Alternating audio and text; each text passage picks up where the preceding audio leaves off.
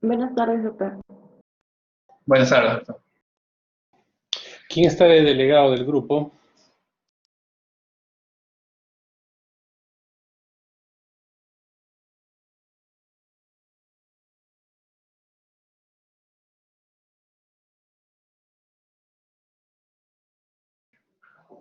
Chicos, el delegado del grupo.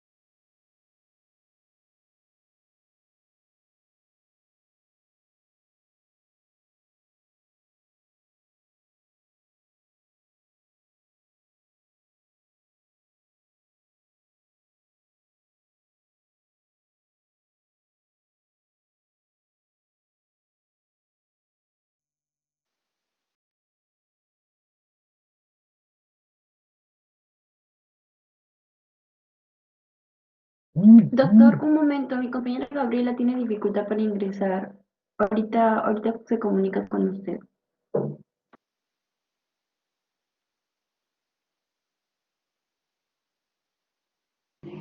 Ya, bien chicos, vamos a empezar tomando lista. Echenique.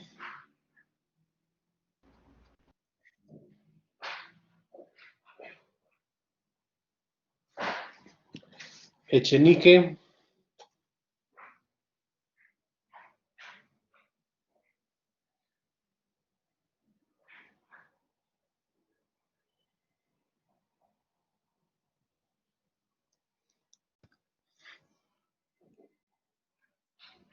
Matthews.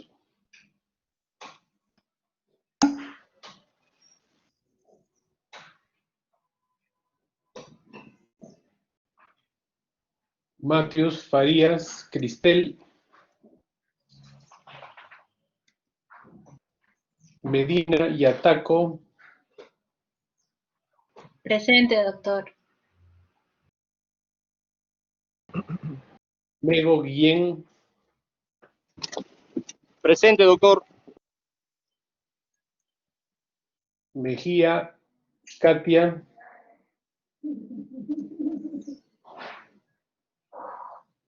Doctor, disculpe, he estado conectándome. Yo soy Echenique. no interrumpan alumnos. Al final, si es que tienen que decir algo, ¿ya? No interrumpan. Mejía,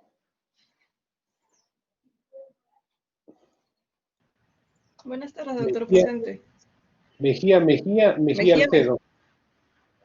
no, Ya, Mejía, doctor. Mejía. Sí. Mendoza, Presente, doctor. Minaya González, Presente, doctor. Montoya, Carla, Presente, doctor. Muguruza,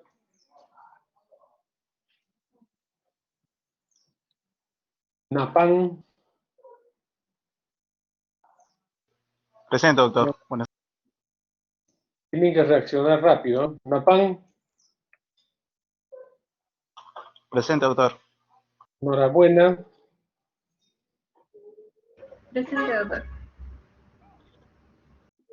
Núñez, Presente, doctor. Lloyd Núñez. Núñez Reyes, Presente. Núñez Rodríguez, Presente, doctor. Orellana Luján, Presente, doctor.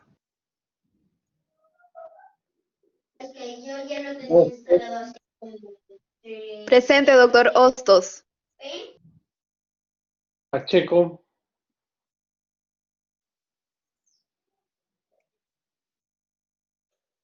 Aita,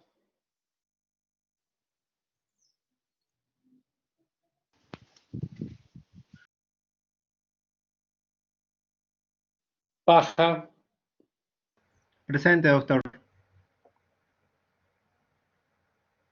Palacios, Mondragón, Presente, doctor. Palacios, Román, Presente, doctor. Palomino Maita, Presente, doctor. Paredes Luciano, Presente, doctor.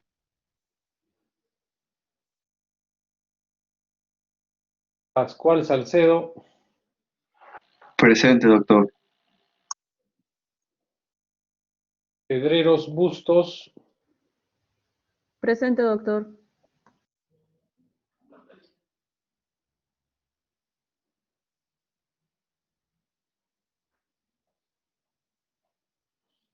Peña,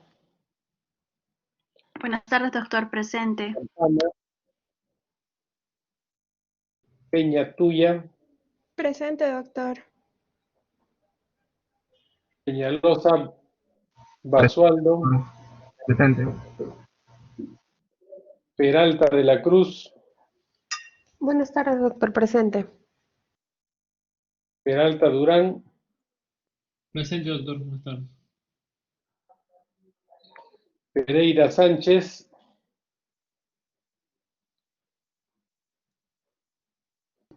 Pereira Sánchez, Presente. Pérez Gómez, Presente, doctor. Pérez González, Presente, doctor. Pérez Yavi, Presente, doctor. Ponte Peña,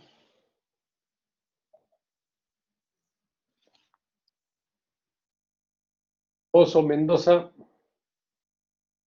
Presente, doctor. Buenas tardes. Pueyes Saldaña, Presente, doctor. Buenas tardes. Ramírez Pinto, Presente, doctor. Rebolledo Carranza, Presente, doctor. Rivera Antonio, Presente, doctor. Robles Collantes, Presente, doctor. Rodríguez Aguilar, Presente, doctor. Rodríguez Ormeño, Presente, doctor. Rodríguez Zamora,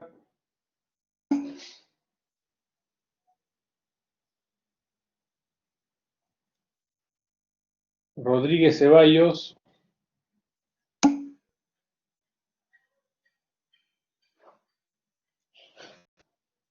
chicos, los alumnos que tienen problema con su audio tienen que corregirlo.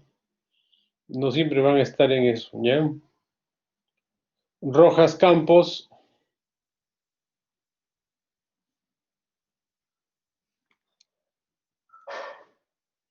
Rojas Coca, Presente. Rojas Amamé,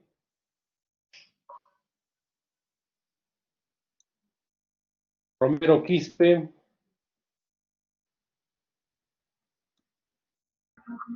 Romero Sánchez, Presente, doctor. Romero Sánchez.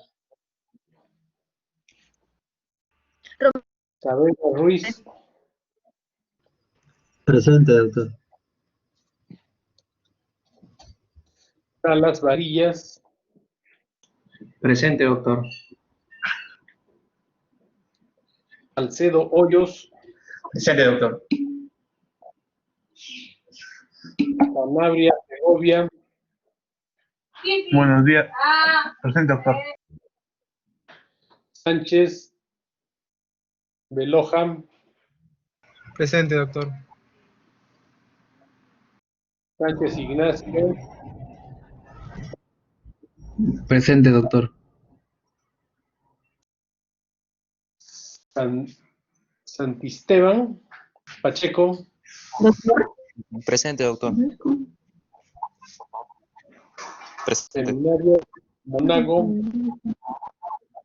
Presente, doctor. Fuentes Ames, Presente, doctor. Presente. Sueldo Monje, Presente, doctor. Talavera Ramírez, Presente, doctor. Ananta López, Presente, doctor. Buenas tardes.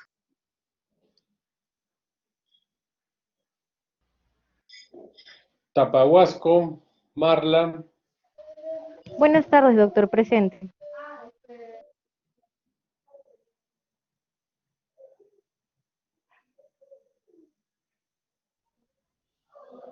Doctor, ¿me Taquire, escuchó? Ay, ay, ay. sí, Taquire, Presente, doctor. Taquire. Treyes, Chirinos, Presente, doctor. Tello, Presente, doctor. Tenisela Cortés, Presente, doctor. Torrejón Barrantes, Presente, doctor. Torres Núñez, Presente, doctor. Torres Zulca, Presente, doctor. Rufino, Presente, doctor. Vallejos, Presente, doctor. Varillas,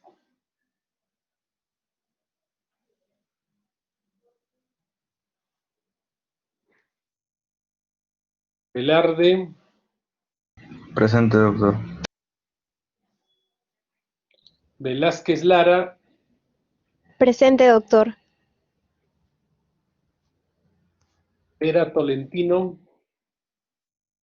Buenas tardes. Presente, doctor. Bertis Apuy, Presente, doctor. Vilca, Carolina, Presente, doctor. Vilca Jessica, Presente, doctor. Marco Vilches, Presente, doctor.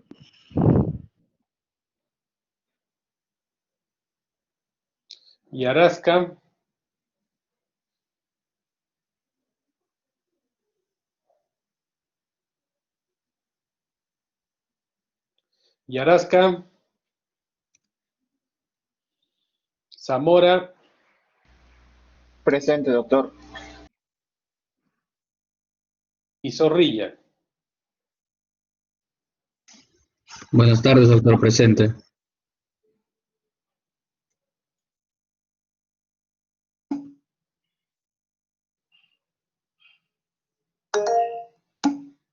Ya, listo. Ya, ¿quién hablaba? Echenique. Sí, doctor. Presente. Ya, listo, nadie más, ¿no? Todos los demás que no han Doctor, contestado. Doctor, disculpe. Doctor, disculpe, Pacheco. Doctor. Sequeiros, por favor.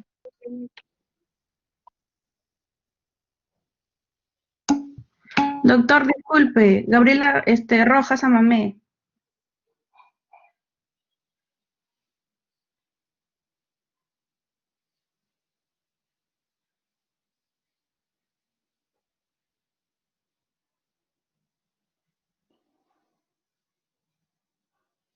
Rojas Amamé, ya. ¿Quién más? Mateus Farías, doctor, por favor.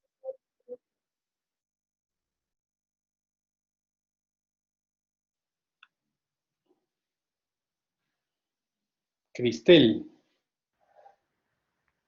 Sí, doctor.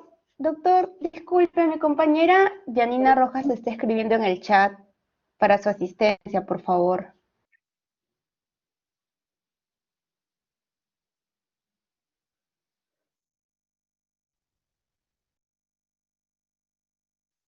Ya, Yanina Rojas. ¿Quién más?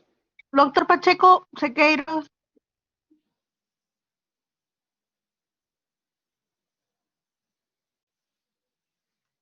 Ya.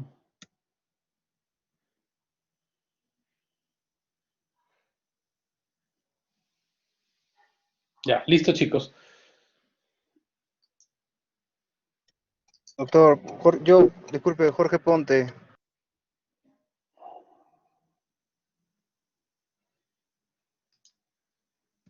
Ya, nadie más. ¿Quién es el delegado del grupo? Doctor, ¿me escucha? Sí. Doctor.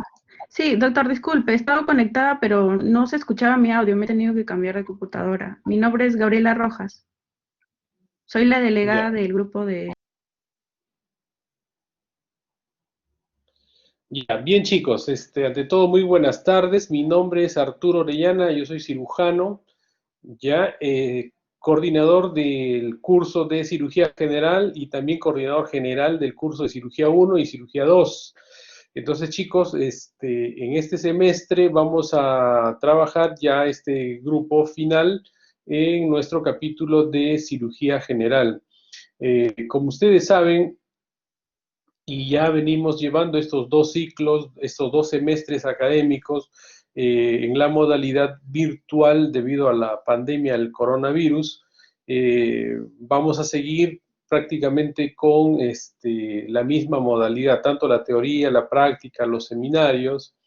Y definitivamente cuando regresemos a la normalidad tenemos 113 profesores que están con toda la predisposición de poder apoyarlos a ustedes en su asistencia progresiva a los hospitales para tratar de recuperar, no tanto como recuperar, sino fortalecer los conceptos que los tienen todavía, tienen que hacerlo mucho más sólidos. Entonces, esa es la recomendación que nosotros les hacemos, ¿no? Ahora, por otro lado, traten de aprovechar al máximo su teoría, su práctica, sean bastante incisivos, chicos, por favor, con sus profesores de práctica. Sé que son momentos bastante complicados, es un poco más difícil en general llevar estas clases prácticas por forma virtual. Bueno, la teoría no hay mayor problema, pero la práctica a veces tienen que adecuarse a los profesores, ¿no? Pero con la recomendación de que los profesores tienen el compromiso de lunes a viernes en las mañanas de poder trabajar con ustedes. Entonces es algo que ya está establecido. Por otro lado, está prohibido unir grupos. Ya si la delegada detecta algún hospital que están uniendo grupos de alumnos, me reporta inmediatamente. Ustedes están asignados 4 o a veces 5 alumnos por cada profesor, por cada tutor, y ese es el tipo de enseñanza que nosotros tenemos que respetar, ¿ya? No está permitido unir grupos de práctica. Cada profesor es el responsable del grupo al cual se le ha asignado. Por otro lado, tuvimos una semana después de los problemas político y sociales que hubo en el país, de suspensión de actividades académicas. Por lo tanto, todo corre una semana. Vamos a tratar de hacerles el sílabus ya con la corrección de fechas, pero aquí tiene que ayudarme mucho la delegada en el sentido de que todo se ha corrido una semana. Entonces, lógicamente, hacer una reprogramación en ese sentido, ¿no? Porque algunos profesores tienen ya todo bastante sus tiempos separados, sus clases ya fijadas en fechas determinadas, y por lo tanto tienen que, en lo posible, hacerles recordar por intermedio de su grupo de práctica, o la delegada puede llamarle, y para que no se dejen de dictar ninguna de las clases, chicos. Si bien es cierto, los profesores ya saben las clases que tienen que hacer, pero no está por demás que siempre estén ustedes pendientes también de ese detalle para no tener clases sin dictar. Entonces, eso les pido por favor a todo el grupo, bastante colaboración y apoyo en ese sentido. ¿Correcto? ¿Tienen alguna duda, alguna inquietud? El curso de cirugía es muy similar en lo que es estructura al curso de traumatología que acaban de llevar ustedes. Tenemos 2 exámenes teóricos ya en las fechas establecidas y su nota práctica, ¿no? Los pesos ya tenemos en el sílabus establecido cuál es la proporción de pesos. Les pido por favor que estudien bastante, ¿ya? Y definitivamente vamos a tratar de evitar de que en esta época se puedan hacer exámenes colectivos, banco de preguntas, plagios, o alumnos que leen ciertos capítulos y los otros se van cambiando las preguntas, y bueno, todo este tipo de artificios que tenemos, ¿no?, los alumnos para poder sacar adelante un examen. Pero más que sacar adelante un examen, lo que yo les voy a pedir en este semestre y le vamos a exigir con los profesores es que ustedes aprendan, estudien, ¿no? La clase que se dicta, clase que tienen que aprenderla muy bien. Entonces, eso es la idea. Si ustedes van progresivamente repasando, aprendiendo sus capítulos, no van a tener ninguna dificultad de rendir sus exámenes, porque los exámenes lo único que hacen es medir el nivel de conocimientos que ustedes tienen, ¿no? Entonces no son preguntas rebuscadas, preguntas difíciles, sino son preguntas que definitivamente nosotros consideramos de que ustedes sí o sí deben saber del capítulo. Entonces, eso es la esencia del curso, del examen. Ahora, cirugía general es un curso muy importante. Ustedes van a ver que siempre en todos los concursos en la cual van a estar inmersos, ya sea para el SERUM, el internado, el residentado médico, luego cuando van a postular a un trabajo, probablemente como médicos generales inicialmente, siempre van a tener evaluaciones, ¿no? Y las evaluaciones giran en torno a las 4 especialidades grandes, o sea, giran en torno a cirugía, a ginecología, pediatría, medicina interna, con todo lo que contiene esta especialidad, y definitivamente son las 4 grandes rotaciones que van a tener ustedes cuando hagan su internado médico. Entonces, cuando hagan el internado van a tener esas 4 rotaciones clásicas, ¿no? Algunas universidades han variado un poco, ¿no? Hacen un poco de salud comunitaria, hacen electivos, pero en esencia las universidades, la mayoría tienen esas 4 grandes rotaciones.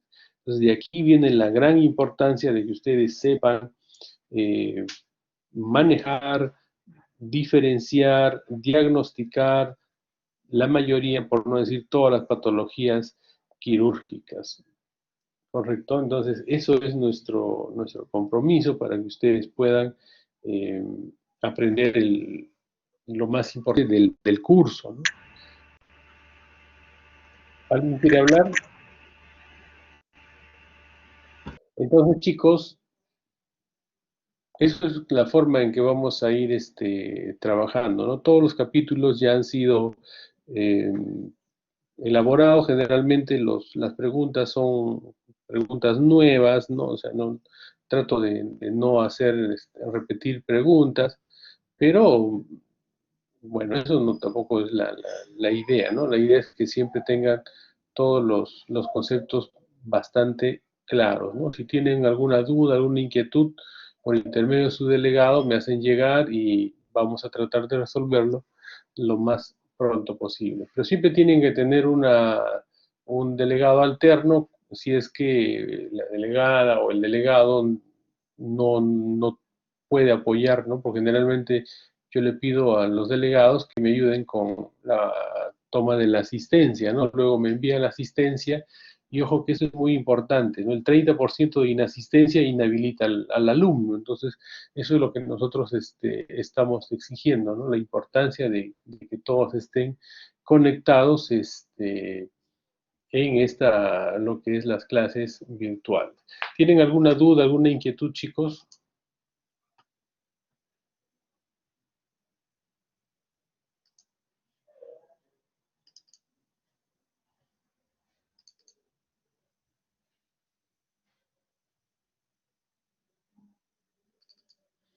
Bien, entonces el día de hoy vamos a iniciar nuestra clase. ¿Tienen alguna duda, alguna inquietud? ¿Se ve mi pantalla, chicos? Se ve, doctor. Sí, doctor, sí, Sí, doctor. Ya. Entonces, balance electrolítico, equilibrio ácido-base, nutrición en cirugía, ¿no? ¿Por qué se les enseña este capítulo en cirugía? ¿Correcto? Todos los días nosotros hacemos, así como caminar, una serie de actividades que muchas veces lo hacemos en forma automática y no nos damos cuenta, ¿no? Es como cuando ustedes caminan, no están pendientes pie derecho, pie izquierdo, o sea, caminan y ya está.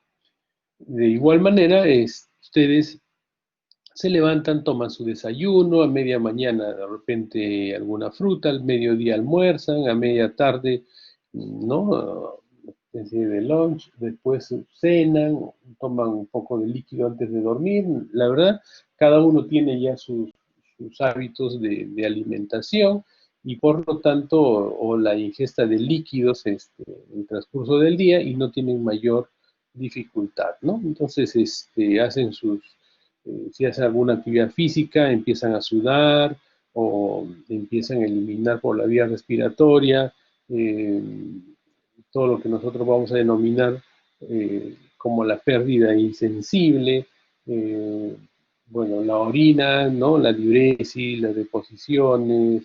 Entonces, son cosas que definitivamente ocurren como parte de nuestro proceso de digestión, de metabolismo del organismo, y nosotros muchas veces no lo conceptualizamos en forma detallada, ¿correcto? Pero cuando el paciente se va a operar, todo esto se ve no alterado completamente, pero sí requiere una atención especial.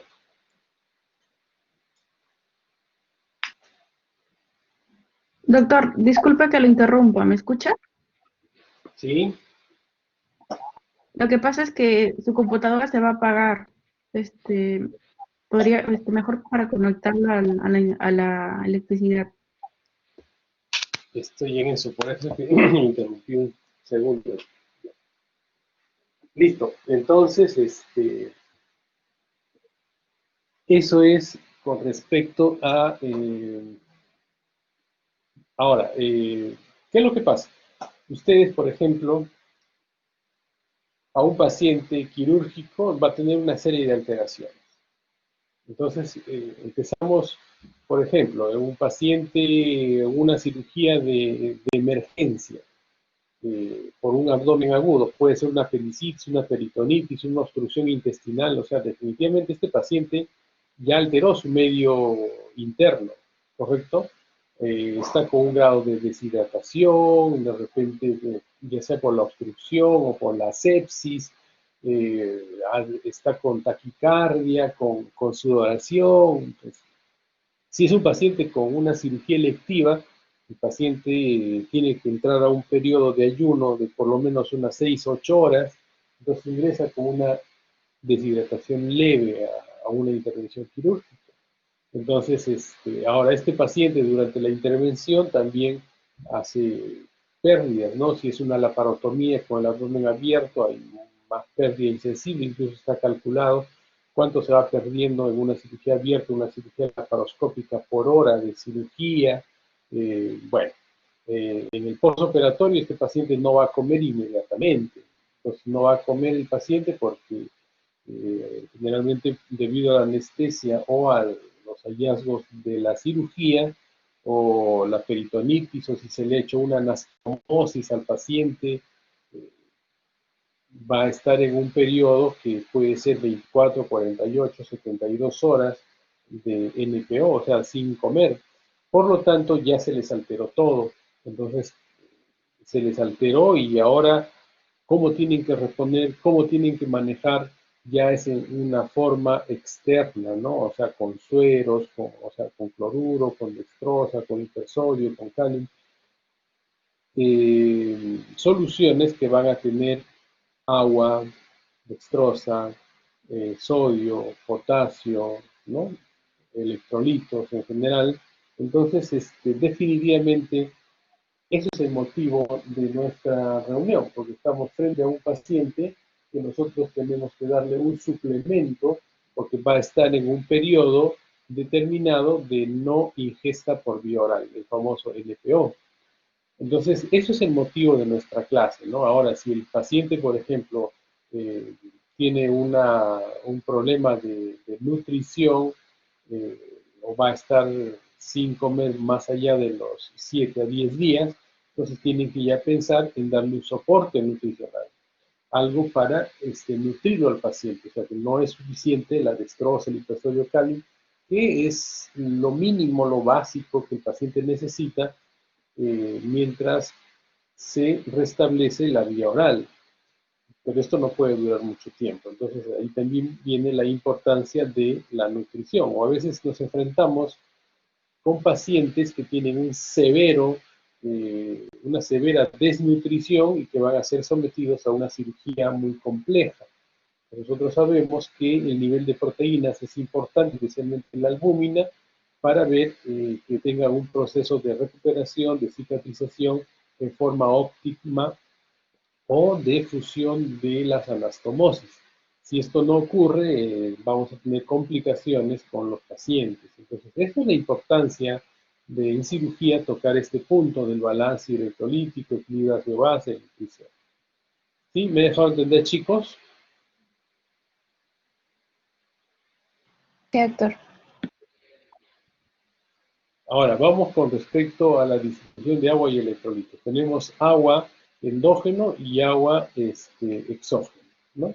Ahora, ¿cómo ingresa a nuestro organismo el agua exógeno en forma práctica, ¿no? Tomamos el agua a través del tubo digestivo y en el intestino delgado, por un gradiente osmótico, pasa del intestino al plasma, ¿correcto?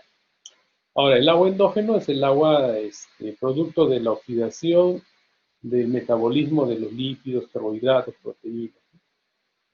Más o menos se calcula que por cada 100 calorías se liberan 14 mililitros de agua, ¿no? Esa es la esencia. Entonces el balance tiene que coincidir los ingresos con los egresos, ¿no? Porque ¿qué ocurre si hay más ingresos y no hay pérdidas? Entonces es lo que el organismo retiene líquido y por lo tanto en palabras así sencillas, van a escuchar a veces en los pasillos de las unidades de cuidados intensivos, de recuperación, que el paciente está encharcado, ¿no?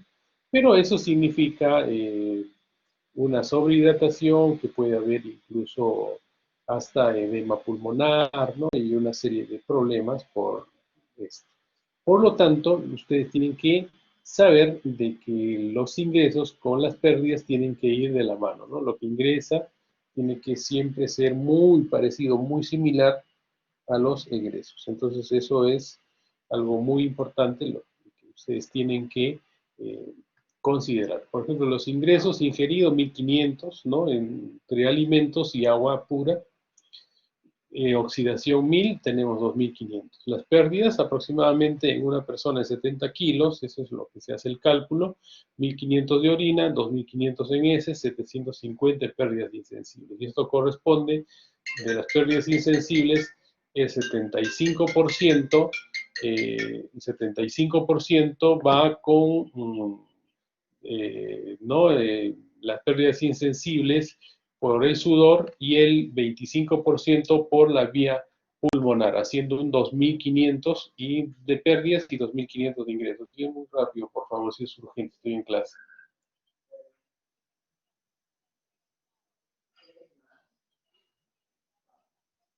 Sí, sí, sí, sí. Sí. Sí. Sí. Listo, entonces ahora, chicos, miren, balance hidroelectrolítico es lo que teníamos, miren, las bebidas con los alimentos, bebida más o menos 1.500, alimentos 700, agua endógeno 300, la sudoración, respiración, la orina, las deposiciones. Entonces eso siempre tiene que ir de la mano, los ingresos con los egresos. Las causas del incremento de la pérdida de agua, hay algunas situaciones donde ustedes tienen que considerar que se está perdiendo más agua de lo normal. Por ejemplo, en la taquimia, en la fiebre, en los ambientes calientes, quemadura, los pacientes con diabetes mellitus, la diarrea, la cirugía, como les decía, se calcula en cirugía laparoscópica, cirugía abierta, por cada hora de cirugía, cuánto de líquido se pierde, los vómitos, aspiración gástrica, las fístulas entéricas, la sudoración profusa, los traumatismos, el shock, el uso de diuréticos, insuficiencias adrenales, diabetes insípida. Entonces, son situaciones donde, si se presenta, ustedes tienen que considerar el incremento de pérdida de agua, ¿no?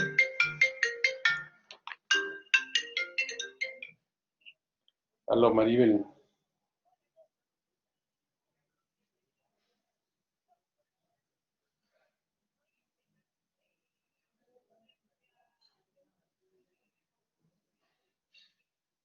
No, no, no, no. No, no, Maribel. Yo te aviso cualquier cosa. Ya, listo, gracias. Entonces, la distribución del agua, de acuerdo a la edad. Nosotros vemos que en un adulto el 60% del peso es en agua, el recién nacido 75-80%, en la niñez alrededor del 65%, ya los adultos mayores, menos líquido, 47-52%, y en los obesos, ¿no? Los obesos ahora que está bastante de moda, porque ustedes saben como ya futuros médicos, prácticamente médicos, de que la población vulnerable en el COVID-19 han sido los adultos mayores, pero especialmente los obesos, ¿no? Los pacientes obesos con comorbilidades como diabetes, hipertensión. Entonces, la obesidad es un problema de salud serio, ¿no? Donde los pacientes están permanentemente con un proceso inflamatorio y por lo tanto son más susceptibles a contraer este tipo de enfermedad, incluso de la forma más grave, ¿no? Ahora, en ellos hay que considerar el aporte de agua porque tienen una mayor cantidad de tejido adiposo, del 25 al 30% menos agua que una persona delgada. ¿Qué quiere decir? Si ustedes van a hacer sus cálculos, por ejemplo, de acuerdo a los kilos de peso de una persona delgada y de un obeso, ustedes van a ver que, por ejemplo, un delgado necesita 2 litros al día, un obeso por el peso necesitaría, imagínense, 4 litros. Pero esos 4 litros no es lo que realmente necesita, sino que aquí tienen que ustedes descontarle el 25 al 30% menos. Eso es muy importante, ¿no? Que sepan. el cálculo que van a hacer del requerimiento es diferente hacerlo en una persona eutrófica delgada que un paciente obeso. Entonces, un obeso por el peso, porque esto se calcula por peso, ¿no? Va a tener, lógicamente, más aporte de líquido. Y el delgado va a tener lo que sale, ¿no? Porque se ha hecho esto en todas las fórmulas en base a los pacientes con 70 kilos de peso, más o menos 1,70 m. Pero si tienen un paciente de 150 kilos, imagínense, tienen que multiplicarlo por la cantidad del peso por el requerimiento, va a ser un requerimiento bastante importante. Pero ojo, que ahí tienen que descontar el 25 al 30% ya por el factor del panículo adiposo. Ahora, distribución del agua corporal, ¿no? Vemos en porcentaje el agua total 60%. En el intracelular tenemos el 40% y en el extracelular el 20%. Plasmático 5% y intersticial 15%. Entonces son ya las tablas que ustedes vienen manejándonos siempre en lo que es agua, ¿no? Aquí vemos, miren, el volumen intracelular 40%, en el intersticial el 15% y el plasmático el 5%. Eso es muy importante. Un varón y una mujer, más o menos cómo es el cálculo, ¿no? Ahora, con respecto a los electrolitos ¿qué son? Son sustancias que disueltas en el agua se disocian en partículas pequeñas con carga eléctrica, ya sea positiva o negativa, que se denominan iones, ¿no? Ahora, lo que siempre tenemos que ver son los iones extracelulares e intracelulares. El ion extracelular por excelencia es el sodio y el ion intracelular por excelencia es el potasio. Estas son fórmulas que sirven para transformar en 1000 equivalentes los gramos, ¿no?, que tiene el sodio, el potasio, ¿no?, de acuerdo a esta fórmula que consideramos con el peso atómico y todo eso. La concentración de los electrolitos, ¿no? La composición de los electrolíticos de los diferentes compartimientos en 1000 equivalentes, ¿no? Es aproximadamente así. Si nosotros vemos en el plasma, por ejemplo, habíamos dicho que el ion extracelular por excelencia es el sodio. Mira, tenemos 142.000 equivalentes de sodio en el plasma. Esto es lo normal. Y lo demás va con el potasio, ¿no?, con el magnesio, con el calcio, haciendo los iones 154.000 equivalentes más o menos. Pero de estos iones positivos, ya, de los cationes, son los aniones, los cationes tenemos el sodio, que es el catión más importante, ¿no?, 142. Entonces, cuando ustedes le hacen un examen al paciente de dosaje de electrolitos en sangre, tienen que más o menos manejar una cifra parecida, 142.000 equivalentes de sodio, ¿no? Ahora, con respecto a los aniones, tenemos que el bicarbonato, el cloro, ¿no? Entonces, esos son los más importantes. Ahora, en el líquido intersticial es muy parecido al plasma, pero sí cambia radicalmente en el intracelular. En el intracelular ustedes van a ver que el catión, el ion intracelular más importante es el potasio. Por eso, así fácil tienen que ver el extracelular, sodio, y en el intracelular el potasio. El potasio lleva más o menos hasta 150.000 equivalentes, ¿correcto?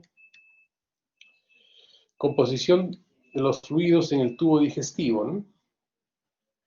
En el estómago de 1000 a 2000 de volumen en 24 horas. Miren los 1000 equivalentes de sodio, 60-90, de potasio de 10 a 30, de cloro y bicarbonato 0. En el intestino delgado, miren, tenemos de 2000 a 3000 en 24 horas. En el colon, generalmente es 200. En el páncreas 600-800, bilis de 300-800. Si ustedes se dan cuenta, desde el intestino delgado hasta el intestino delgado, el páncreas y la bilis, tienen una concentración de sodio bastante alta, ¿no? Muy parecida a la concentración que tenemos en el plasma. Por lo tanto, cuando ocurren las fístulas del intestino delgado, del páncreas o de la bilis, tenemos que reponer con soluciones que tengan una gran cantidad de sodio. Por eso se reponen volumen a volumen con cloruro de sodio al 9 por 1000, que es una sustancia isoosmolar.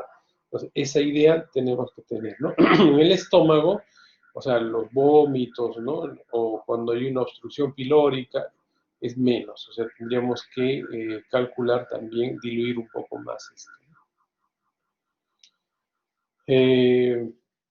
Otra gráfica más, miren, el plasma.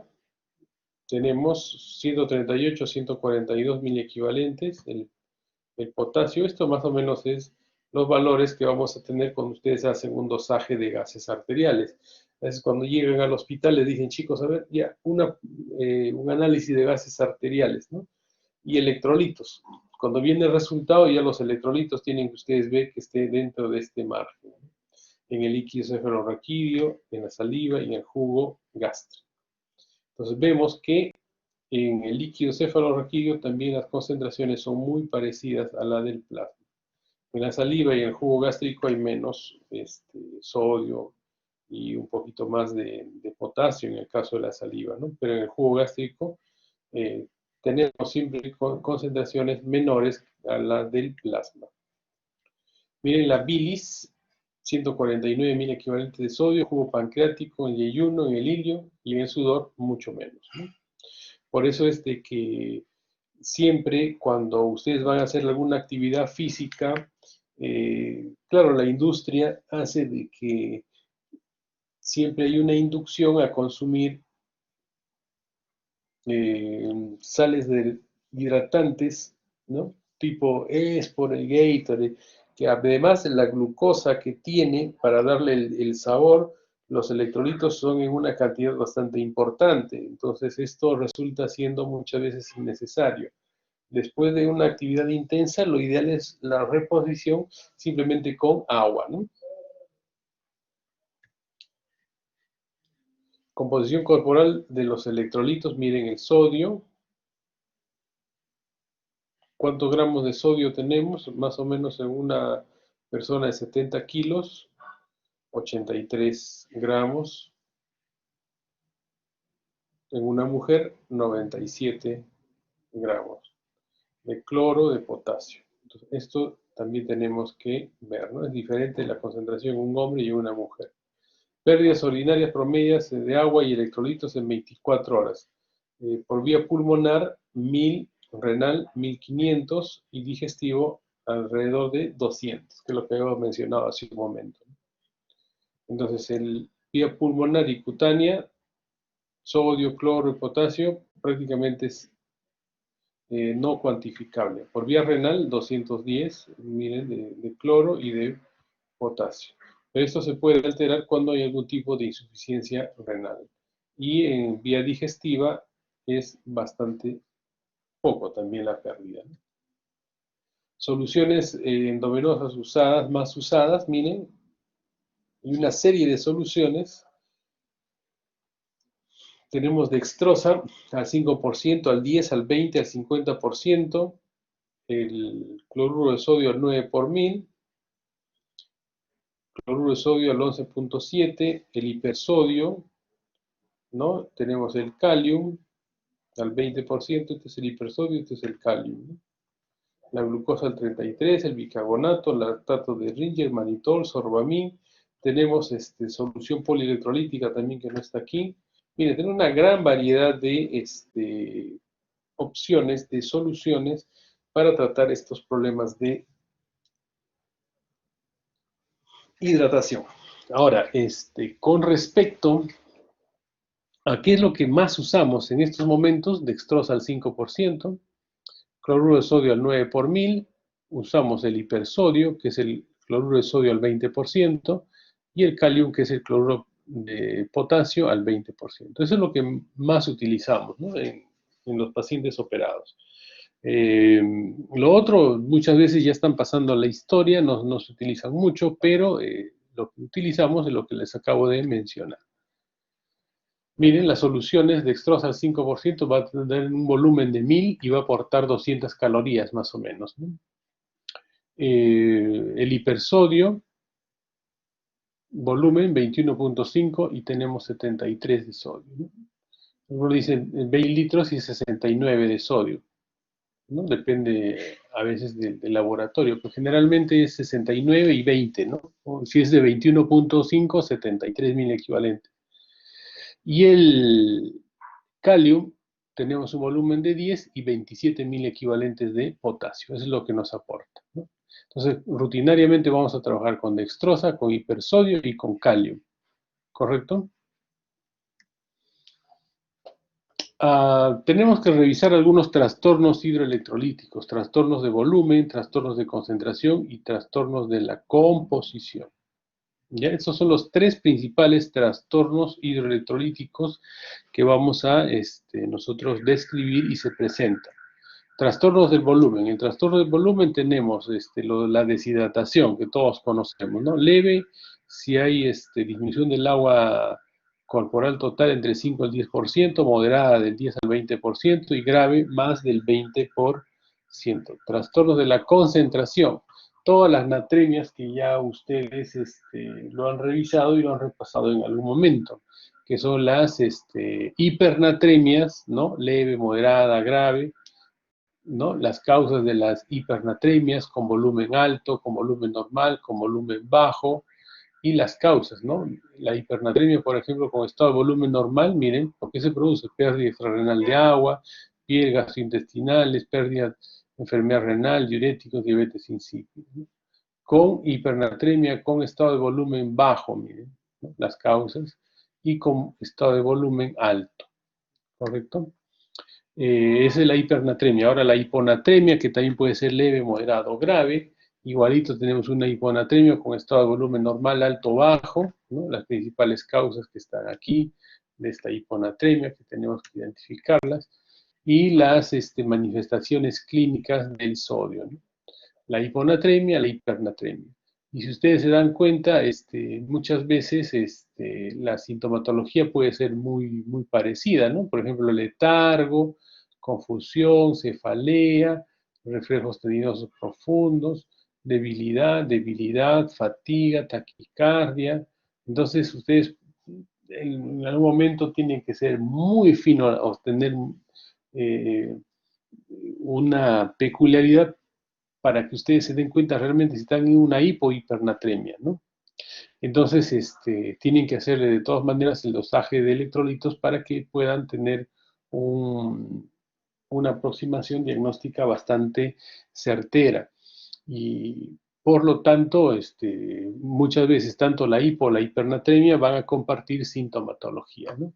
Ahora, la hipercalemia es muy importante, tanto la hiper como la hipocalemia, considerarlo porque podría ocurrir un paro, ¿no? Uno en sístole y el otro en diástole en estos casos de trastornos de electrolitos, ¿no?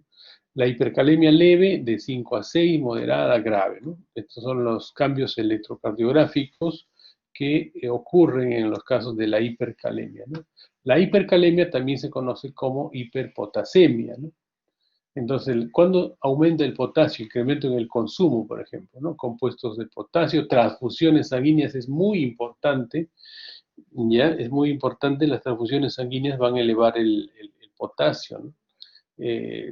Incremento de la liberación, las acidosis, por ejemplo, la acidosis metabólica, un paciente, un shock séptico, vamos a ver que el potasio se va a incrementar. Entonces, todas estas son causas definitivamente de la hiperpotasemia. ¿Y cuándo disminuye? Que es la hipocalemia. También miren, leve, moderada y grave, ¿no?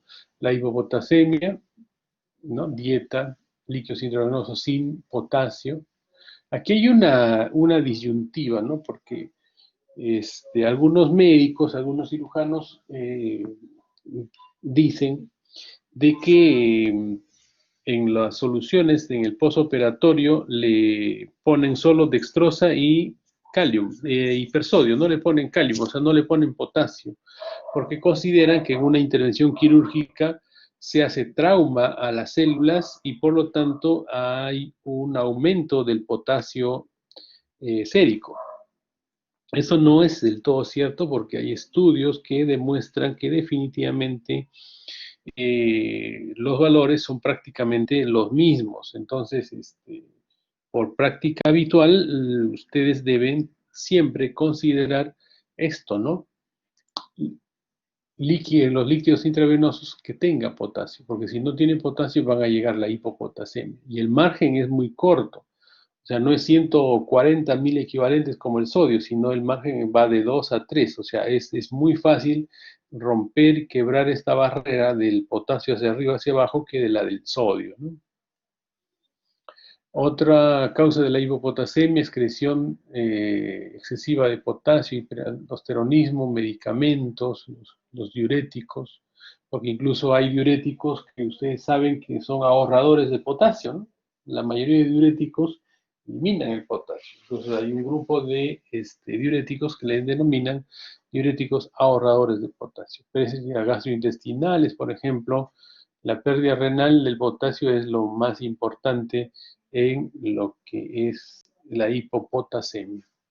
Manifestaciones clínicas, igual, ¿no? Tenemos manifestaciones clínicas gastrointestinales, neuromuscular, cardiovascular, renales, tanto del potasio disminuido como también del magnesio y del calcio. Entonces, esto es cuando está disminuido y cuando está incrementado, ¿no?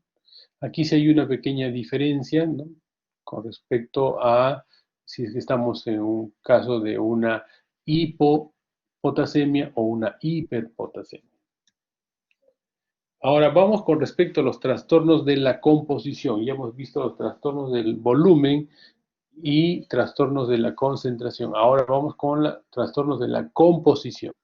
Trastornos de la composición. Vamos a ver, incluso hay libros enteros que tratan de esto, de los cambios del equilibrio ácido-base, ¿no? Nosotros tenemos que saber que nos movemos en un pH de 7.38 a 7.42. Entonces, si se va hacia abajo, vamos a la acidosis, si se va hacia arriba, vamos a la alcalosis. Y tenemos que ver que hay 4 grandes componentes, ¿no? Acidosis metabólica, la alcalosis metabólica, la acidosis respiratoria y la alcalosis respiratoria. O sea, tenemos 2 acidosis y 2 alcalosis, 2 metabólicos y 2 respiratorios. Entonces, esas son las combinaciones posibles, ¿no? Con respecto a la acidosis metabólica, ¿qué es lo que nosotros debemos saber de la acidosis metabólica? ¿Es retención de ácido fijo o pérdida de bicarbonato base? Bueno, esa es la parte teórica. Entonces, ¿qué es lo que nosotros debemos saber en forma práctica de la acidosis metabólica? Se da en la diabetes mellitus descompensada, en la hiperesoaemia, acumulación de ácido láctico, en inanición también y en trastornos del riego tisular. Nos detenemos en el último punto, que es trastorno del riego tisular. Hay una situación en la cual existe en forma característica un trastorno del riego tisular. Es en los casos de los pacientes con shock, ¿ya? Especialmente los pacientes con un shock séptico. El paciente que ingresa a un shock séptico hay vasodilatación periférica, y si hay vasodilatación periférica hay trastorno del riego tisular. Entonces no llega buena oxigenación a los tejidos y lógicamente empieza todos estos mecanismos bioquímicos para llegar a la acidosis metabólica. Por eso que cuando ustedes están con un paciente con un shock séptico, tienen que mejorar lo que es el retorno venoso y darle a los pacientes generalmente inotrópicos. Por eso se da dopamina, noradrenalina, ¿no? Que son medicamentos que actúan a este nivel para mejorar fundamentalmente el trastorno del riego tisular. Entonces, la acidosis metabólica, en forma práctica, nosotros vamos a ver en todos los pacientes que tienen shock, especialmente los pacientes con un shock séptico. Eso es con respecto a la acidosis metabólica. Ahora, la alcalosis metabólica, ¿ya?, es por pérdida de los ácidos fijos, o sea, ganancia de bicarbonato, agotamiento de potasio. ¿En qué casos vamos a ver? Vómitos, aspiración gástrica continua. Vemos en todos los casos de obstrucción pilórica y obstrucción intestinal. Entonces, si nosotros tenemos un paciente con una peritonitis por una apendicitis, peritonitis fecal, por un cuadro de una perforación de colon, Entonces, es un shock séptico, una vesícula, un piocolecisto. Entonces, el paciente tiene un shock séptico franco o un shock séptico de otro origen, de repente no quirúrgico, médico, puede ser un absceso, una pielonefritis. Entonces, ese paciente que está en shock séptico, la alteración sería una acidosis metabólica. Pero si estamos frente a un paciente que viene con un cuadro de una obstrucción intestinal, por ejemplo, lo que tenemos que pensar es que estamos frente a un paciente con una alteración de una alcalosis metabólica. Ahora, eso es con respecto a lo metabólico. Ahora vamos a ver la parte respiratoria. La acidosis respiratoria se da cuando hay una retención de CO2 por la ventilación alveolar disminuida. Entonces, un paciente que ha sido operado y tiene una complicación, o ahora con esta época del COVID-19, tiene el pulmón COVID y hay un trastorno en lo que es la ventilación, o sea, no se hace un adecuado intercambio de CO2 y de oxígeno, este paciente va a ir a una acidosis respiratoria. Y eso lo vemos rutinariamente en los pacientes con esta complicación que tienen una neumonía, ¿no? Y recuerden que el COVID es una neumonía de tipo atípica, ¿correcto? Vamos con la alcalosis respiratoria. La alcalosis respiratoria es cuando hay una pérdida excesiva del CO2 por aumento de la ventilación alveolar, ¿ya? Hiperventilación. Por ejemplo, puede ocurrir una alcalosis respiratoria de origen emocional, cuando hacen una hiperventilación, ¿no? Les dicen, mañana van a dar examen, empiezan a hiperventilar y todos ya me quedo sin alumnos, ¿correcto? O por dolor también, ¿no? Cuando hay mucho dolor, esto hace de que el paciente haga una hiperventilación, empieza a ventilar con mayor rapidez, hace el barrido del CO2 y definitivamente hace una alcalosis de tipo respiratorio, ¿no? O un descontrol en la ventilación mecánica también es una causa de la alcalosis respiratoria. Entonces, en conclusión, tenemos 4 escenarios. La acidosis metabólica, generalmente como el shock séptico. La alcalosis metabólica, generalmente con los cuadros de obstrucción intestinal. Tenemos la acidosis respiratoria, generalmente con los problemas de neumonía, los problemas de ventilación. Y la hiperventilación nos va a dar una alcalosis respiratoria, ¿no? Que generalmente puede ser por dolor o de origen emocional. Entonces estamos frente a estas 4 alteraciones, ¿no? Y aquí tenemos un pequeño cuadro donde vamos a ver en la acidosis metabólica cómo está el comportamiento tanto de el bicarbonato en los casos de la parte metabólica y de la parte respiratoria del CO2. Si está normal, disminuido, aumentado, el pH cómo se comporta y la respuesta compensatoria. ¿Correcto? Este cuadrito repásenlo bien porque es un cuadro muy, muy interesante. Sí, chicos, hasta el momento me he dejado entender. Es una clase un poquito pesada, pero muy importante.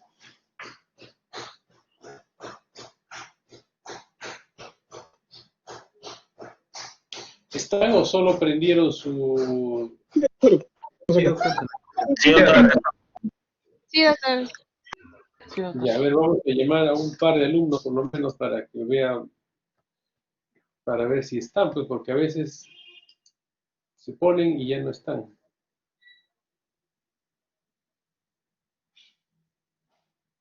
Brenda. Doctor.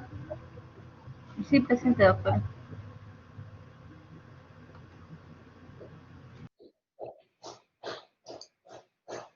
Ya.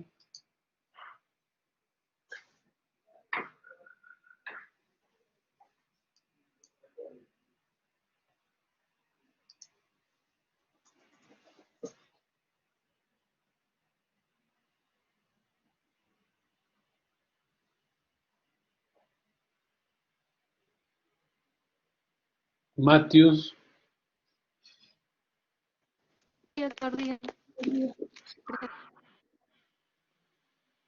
Ya, ¿me he dejado entender Matthews hasta el momento? Sí, doctor. ¿Alguna duda, alguna inquietud?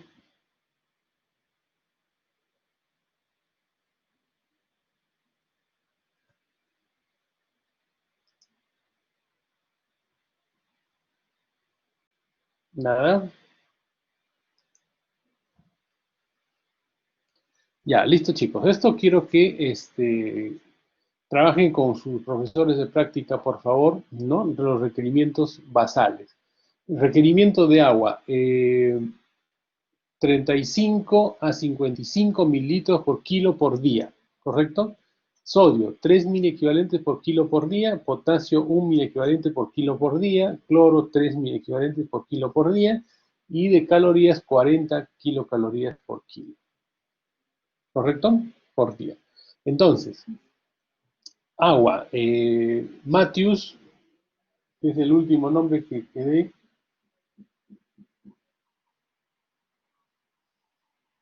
¿Cuál es tu nombre?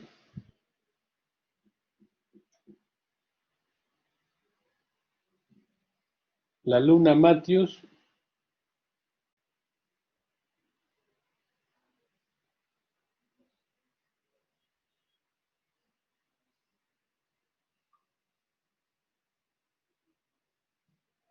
¿No está?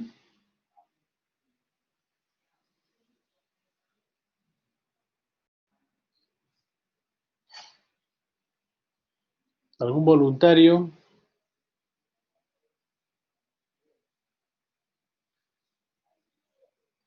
Voluntario o voluntaria, quiero para que me den su peso y hacer un ejercicio, nada más.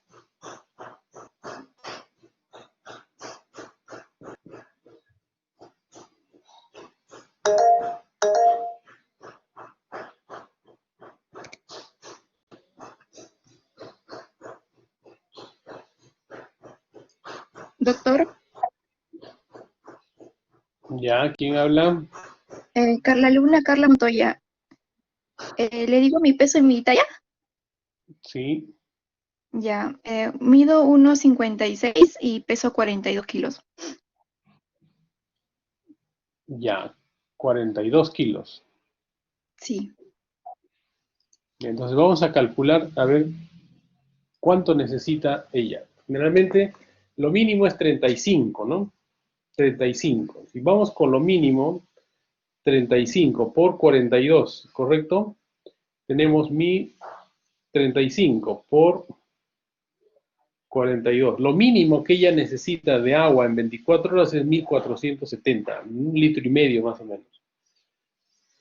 Pero si calculamos con lo máximo, que es 55 por 42, tenemos 2.310. Entonces a ella le vamos a dar entre 1.500 y 2.300.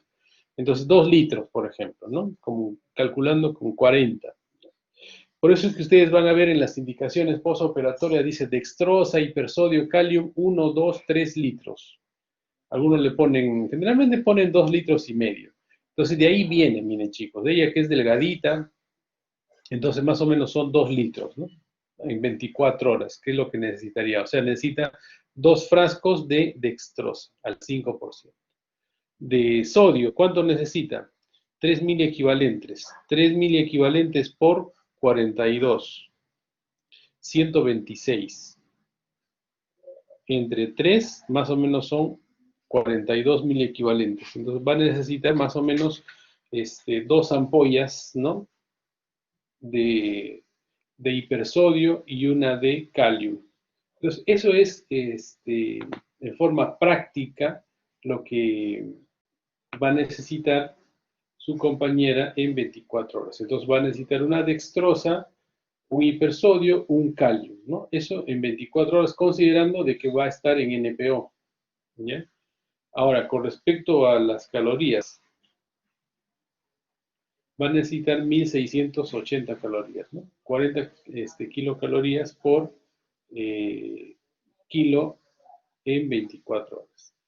¿Ya? Entonces, eso es más o menos el cálculo que tienen que ir haciendo ustedes con sus profesores de práctica, y les aconsejo que vean, ¿no? En físico, la dextrosa, el hipersodio, calium, que son lo que generalmente ustedes van a indicar en forma rutinaria luego para hacer la reposición de los líquidos y de los electrolitos, ¿no?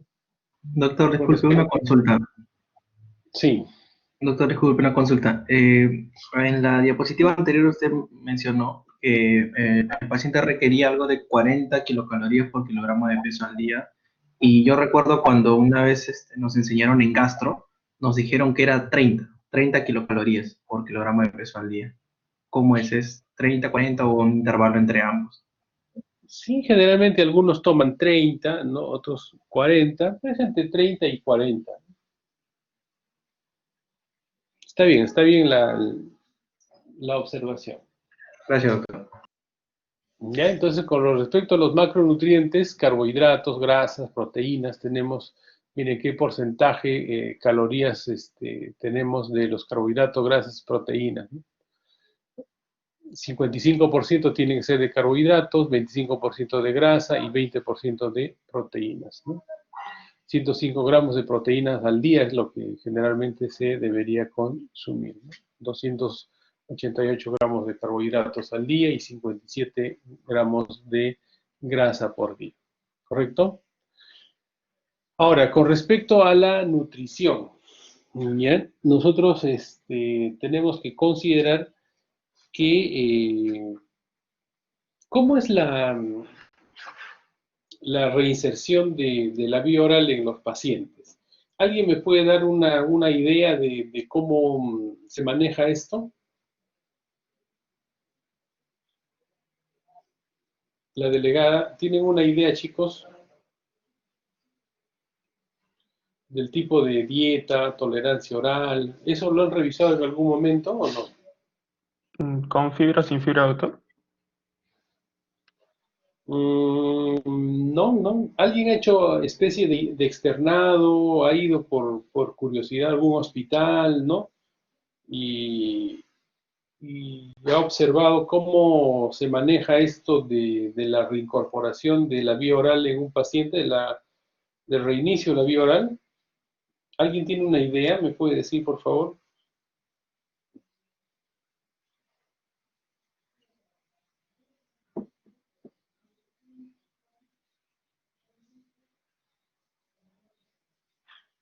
Ya, miren chicos, si el paciente ingresa a sala de operaciones y se le administra una anestesia regional, ¿cuántas horas de NPO se suele indicar? O sea, ¿cuántas horas el paciente va a estar sin comer?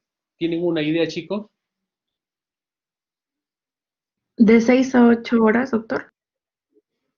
Ya, también de 6 a 8, de 4 a 6 horas es lo habitual, ¿no?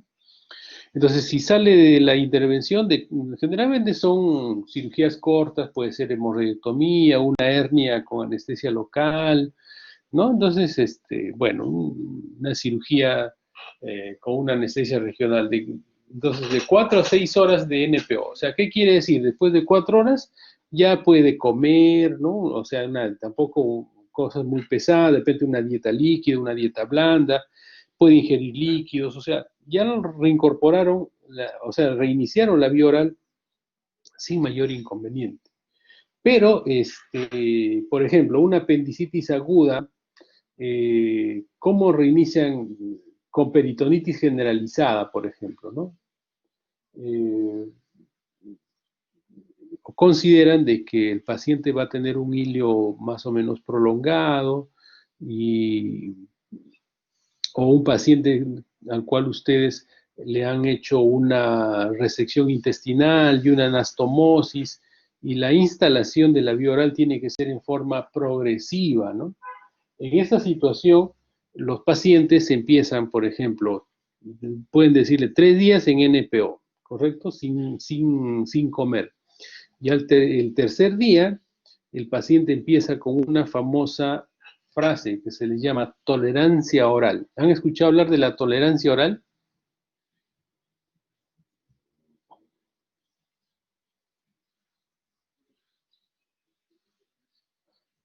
Chicos, ¿han escuchado hablar de la tolerancia oral?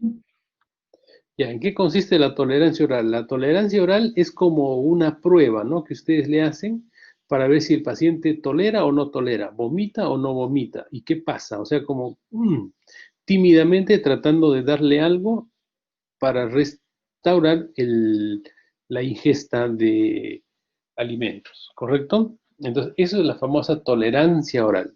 Si el hilio se incrementa, si se distiende el paciente, ¿no?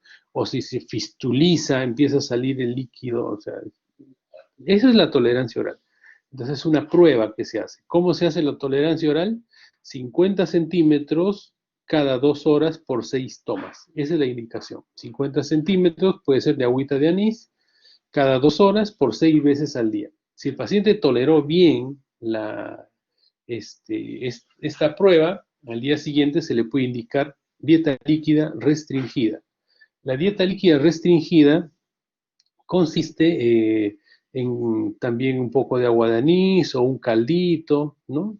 Entonces también son líquidos claros generalmente en un volumen de alrededor de 400, dieta líquida restringida. Algunos dicen 400 a 600, ¿ya? Esa es líquida restringida.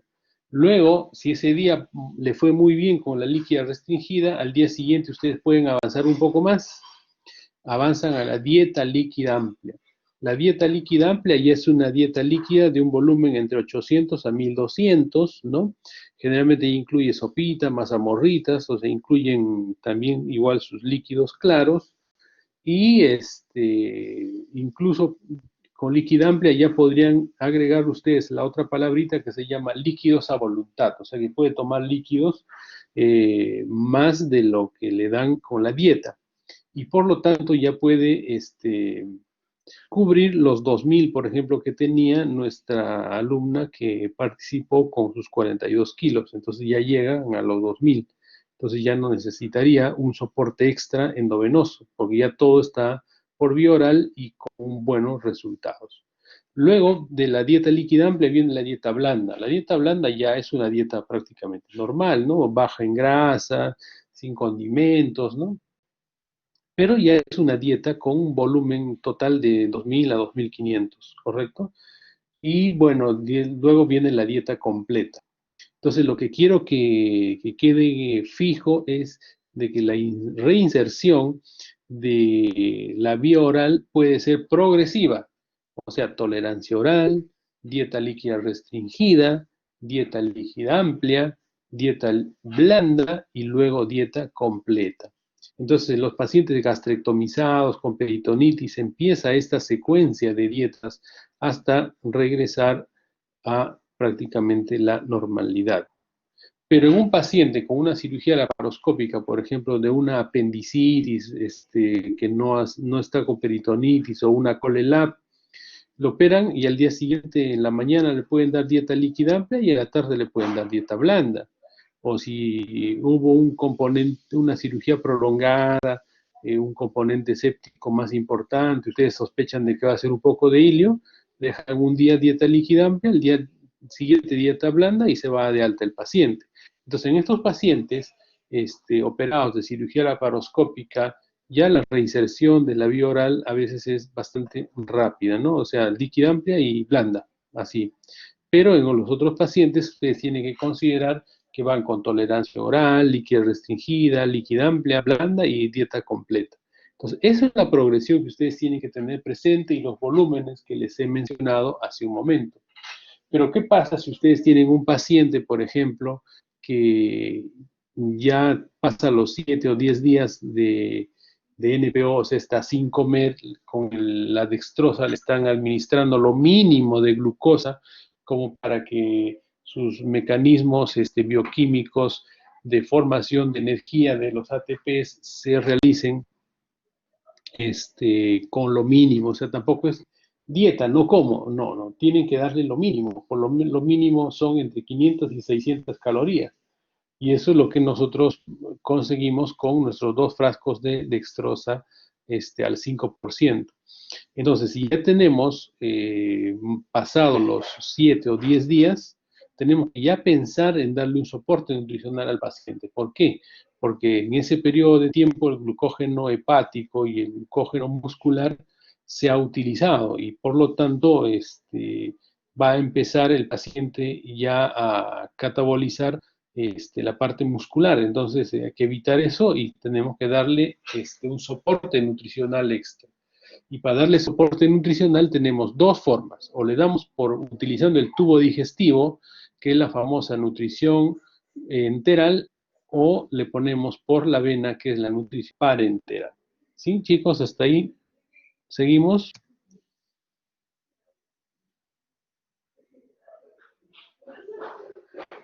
Sí, doctor. Ya, entonces nutrición enteral. La nutrición enteral, ¿en qué casos está indicado mal estado de nutrición o desnutrición? Tracto gastrointestinal funcional, o sea, ¿qué es lo que tiene que tener? Que el tubo digestivo esté funcionando, ¿no? Y es imposible ingerir nutrientes. Entonces, en ese caso se indica nutrición enteral. ¿Y cuál es lo ideal? Lo ideal es dar nutrición enteral, porque es la nutrición natural, la del tubo digestivo, ¿no? Contraindicaciones si hay un cuadro obstructivo intestinal, ¿no? Esto es unas desventajas relativas, ¿no? El costo, la barrera, siempre la nutrición es un poco más cara, ¿no? Hay tipos de nutrición, el Ensure, por ejemplo, las dietas poliméricas, ¿no? Dietas peptídicas, dietas elementales, o sea, los pacientes con problemas renales, hepáticos, tienen, ¿no?, alguna diferenciación en este tipo de dieta. Pero lo que habitualmente se utiliza es el osmolay, por ejemplo, ¿no? Para dar nutrición de tipo enteral. Ahora, esta nutrición se puede dar por sonda nasogástrica o sonda nasoyeyunal, o también por una gastrostomía, o sea, ponerle una sonda en el estómago, ¿no? Que puede ser por radiología, por cirugía abierta, por laparoscopía o por gastroenterología, ¿no? Que se puede poner una sonda en el estómago para alimentarlo directamente hacia el estómago, o la yeyunostomía, ¿no? Directo al yeyuno. Entonces, estas son vías de acceso para dar nutrición enteral.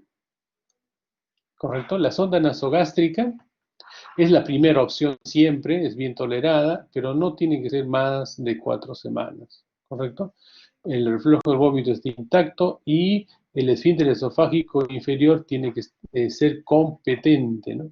Porque de lo contrario, si tiene un esfínter esofágico incompetente, hacen un reflujo, y una complicación importante del uso prolongado de la sonda nasogástrica es la neumonía por aspiración, o sea, una neumonía de tipo aspirativa. Entonces, esto hay que tener mucho cuidado en este caso, ¿correcto?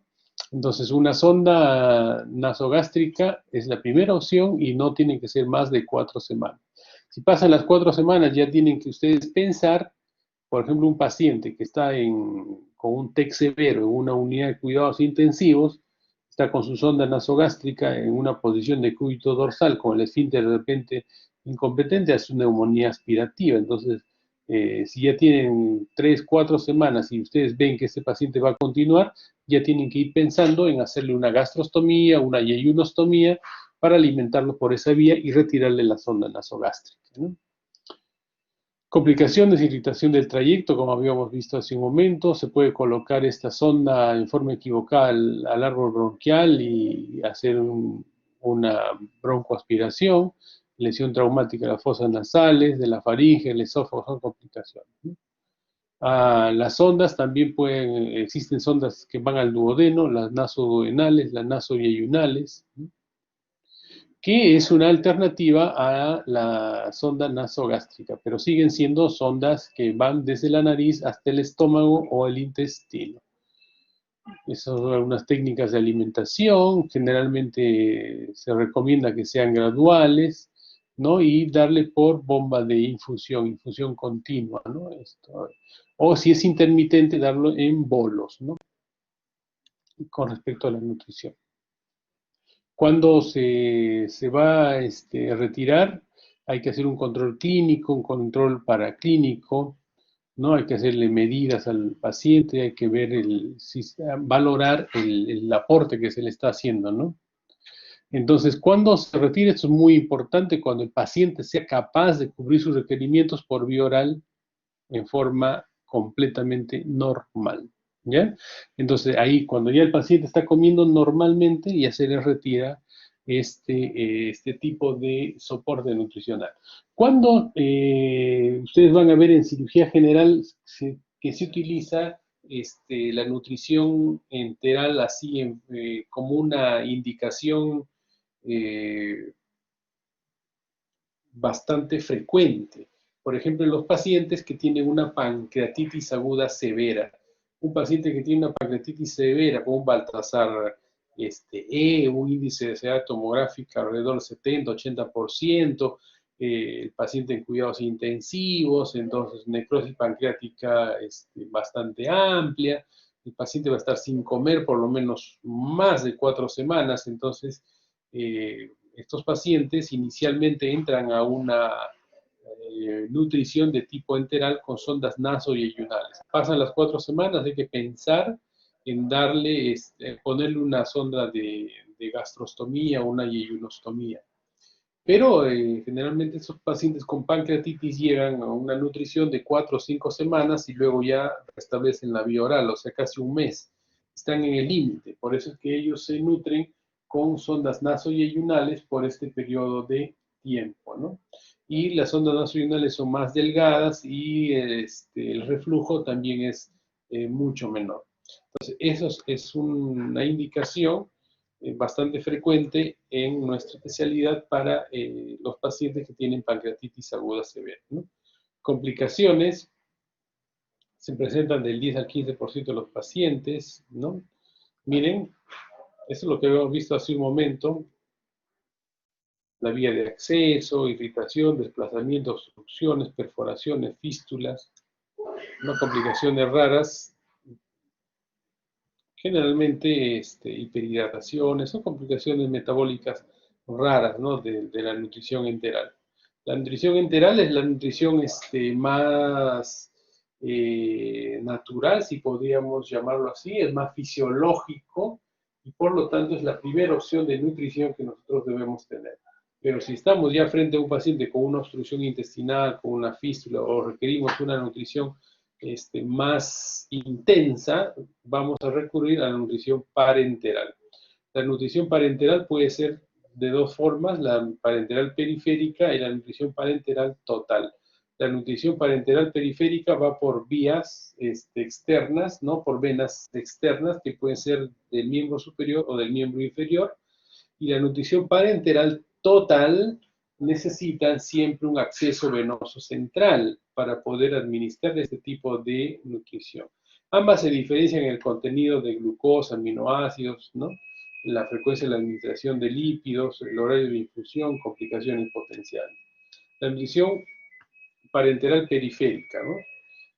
Su administración es más segura, ¿no? Evita las complicaciones relacionadas al acceso venoso central, con perforación, neumotórax en el intento de poner un catéter, indicada en compromiso de la función intestinal que requiere nutrición por menos de 14 días. Si ustedes tienen un paciente con desnutrición y no va a comer como 14 días, nutrición parenteral periférica, que es lo ideal, ¿no? O si están con un hilio prolongado y están en el día 7, 8, le pueden dar un soporte de 4, 5, 6 días hasta completar los 14 días de nutrición parenteral periférica. Eso es lo ideal, ¿no? Se administran por catéter intravenoso periférico de un calibre 18 generalmente, ¿ya? Y siempre hay estas complicaciones que tenemos que considerar, ¿no? Las flebitis, la infección de los catéteres. La nutrición parenteral total. La nutrición parenteral total, pacientes que no pueden obtener nutrientes a través del tubo digestivo. Desnutrición. Este es un detalle, ¿no? Que tienen que considerar. La desnutrición severa en el preoperatorio. Por ejemplo, llega un paciente con un cáncer de páncreas, un cáncer de esófago, ¿no? Bastante avanzado y el paciente con una desnutrición severa en el preoperatorio. ¿Qué es lo que tienen que hacer? El paciente va a ser sometido a una intervención quirúrgica muy, muy radical, bastante, que requiere mucha recuperación y un estado nutricional óptimo.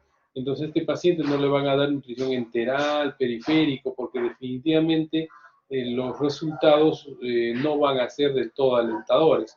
Entonces, aquí tienen que ser mucho más agresivos y le ponen nutrición parenteral total. ¿Y cuál es el tratamiento? 7 a 10 días antes de la operación y luego 2 a 3 días en el postoperatorio. Llega más o menos entre 7, entre 10 y 15 días máximo, ¿no? Antes de la operación, 7 a 10 días y 2 a 3 días en el postoperatorio. Entonces, eso es lo que se suele indicar como nutrición parenteral total en los pacientes que van a ser sometidos a cirugías muy grandes, ¿no? Tenemos también soluciones para nutrición parenteral total, se administran siempre por un catéter venoso central, la subclavia es muy bien tolerada, ¿ya? Eso es lo que tenemos que considerar.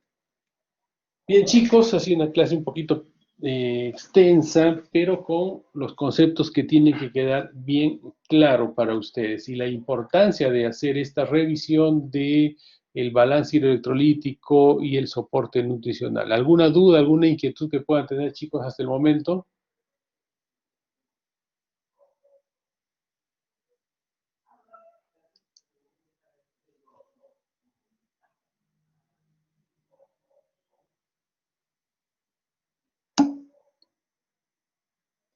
Listo, chicos. Muchas gracias por su atención prestada y ya nos conectamos en otro momento. Gracias. Muchas gracias, doctor. Gracias, doctor. Gracias, doctor. Gracias, doctor. Gracias, doctor.